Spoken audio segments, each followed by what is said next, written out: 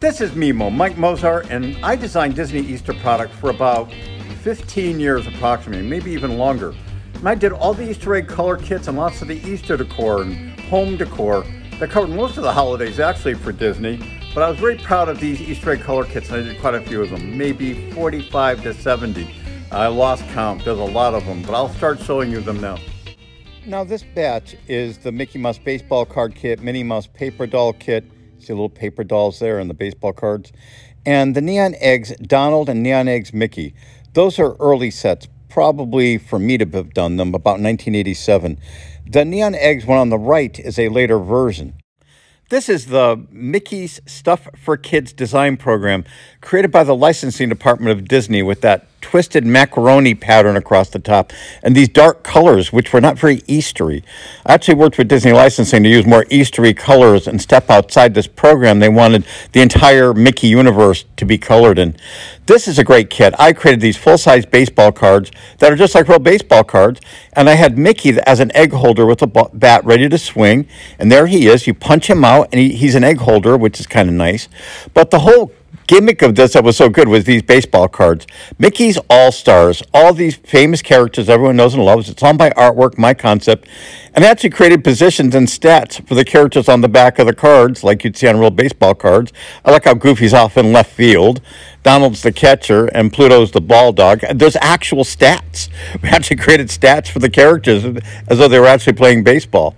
This was a very attractive set, was Vaco production run 1294. It's actually an earlier set. It's probably 91, but the proofs are from a 94 production run. This is the Minnie dress-up paper doll set, that same design program that licensing created. See, it was dark purple, which isn't very Eastery. I created these little Disney outfits for Minnie to wear, so you can have these little Eastery outfits for Minnie. That's the punch-out paper doll on the back of the package. You know, it's all my design, creation, everything here, illustration. And you'd set her up as an egg holder, and you could, you know, mix and match these nice little outfits for Minnie. And I thought these were really nice. They only retailed for $1, and they were sold as an assortment. They were a huge hit in the dollar stores. And this set is another early set I did I really liked. When I say a set of two in an assortment, like in a display. The Neon Eggs had dye capsules in it. This is a later one. I'm going to do a special video just to this, because this is so nice. I sort of went for that Andy Warhol look. Unfortunately, still that Mickey Stuff for Kids design program, but the darker colors seem to work with it. This is an earlier one. These kits had these dye capsules, and they had neon, super bright colors in them. And there's Donald Duck. This is all my artwork design, and if you think it looks 80s, it's because it's the 80s. These were done like in 1987 or 88, this pair of them. And here's the Mickey one. I thought these were really nice. All these little drawings and designs in here are all mine. I created these, designed them, laid them out, the whole 9 yards. And this is before CGI. I need to go a little slower here to point something out. I did a lot of this artwork. It was my design and my choice. And I did the characters making street art and graffiti art way before it was popular in the late 80s. Because at the time, I enjoyed creating street art and graffiti art all the time. I have probably done several thousand drawings that were published of Disney characters and Disney art between all the books and all the Easter egg color kits and all the toys and things I did. So you would punch these out and decorate the eggs with them. And on the back cover of this kit, there are 3 additional punch outs, which you can see there. But this is how they would be used. You would punch them out and use them to display the eggs that you made.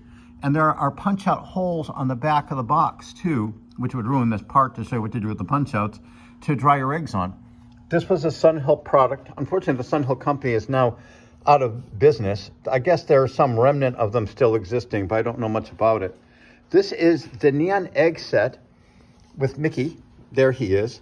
This is a set that pre-existed me working on them. And the design wasn't quite like this. Mickey Mouse had a light switch, and he was turning on the neon eggs, but Disney didn't like it because that made it seem like Mickey was endorsing the product. I'm not kidding. So I redid the artwork to be a little more modern. This is 80s. That's why he looks so 80s. With those neon dye tablets for the eggs. All the artwork you see on these kits was done with airbrush, and I used a system called LetraJET, part of the Letraset Marker system. It was done the manual way with frisked film and X-Acto blades and these markers that you put in an airbrush system that colors reproduced beautifully. The same thing on the back. It shows the additional egg holders to stand up your eggs.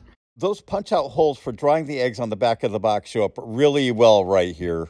And here are the actual punch-outs.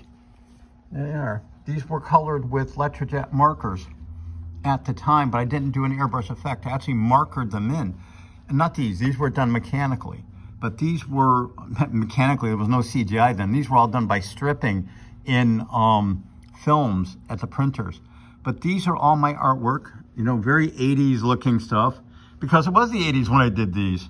But they're pretty nice. This is probably one of the prettier sets I've done. I've done a lot of Easter egg color kits. So this is one set that was sold as an assortment of 2. Another set sold an assortment of 2. These are the actual box proofs, the printer proofs that were sent to Sunhill.